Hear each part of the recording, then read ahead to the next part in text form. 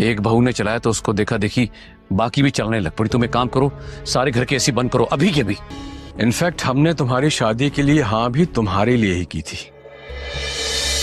यही फर्क है तुम में और उसमें। फर्क तो होगा ही ना। नहीं आसिफ, ये कैसे हो सकता है? इतनी गर्मी है। हालांकि मेरे पास बड़े बड़े घरों के रिश्ते मौजूद थे।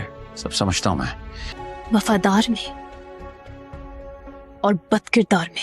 ईमान!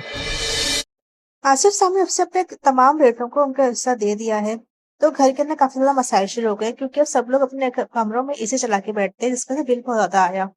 जब ये बात आसिफ को पता चली तो हमने अंबर से कहा कि जब एक बहू करेगी तो बाकी सब भी इसको देखे थे कि सब लोग अपने घर में एसी चलाएंगे। तो वो उनसे कहते हैं कि तुम जाकर सारे घर के एसी बंद कर दो। तो वो उससे ये कहती है कि आसिफ इस तरह मुमकिन नहीं है, अगर इस तरह से करेंगे तो बहुत ज्यादा गर्मी हो रही है। लेकिन आसिफ उनसे यही कहता है कि इस तरह से मुमकिन नहीं है, जब इस तरह से एसी चलेंगे तो इतना का बिल तो आएगा। क्योंकि जाने फबिया के वाले साहब हैं जो कि हम पर तंजिया नाजर करते हैं। वो अपने बेटे से यही कहते हैं कि हमने तुम्हारी शादी के लिए हाँ पे तुम्हारी वजह से करी थी, क्योंकि तुम चाहती थी कि तुम इससे शादी करो। हालांकि मेरे पास ही तुम्हारे लिए बहुत अच्छे अच्छे और बड़े बड़े घरों के रिश्ते थे। ये बात सुन के अलमीर को बहुत ज्यादा बुरा भी लगता है, लेकिन वो कुछ कह नहीं पाता।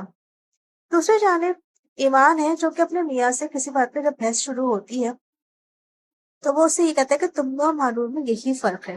तो वो उससे ये कहती है कि हाँ फर्क तो होगा, एक बावफा बीवी में और एक बदकिरदार लड़की में तो फर्क होगा। तो उसे बहुत ज्यादा गुस्सा आ जाता है, उसके ऊपर हाथ भी उठा देता है।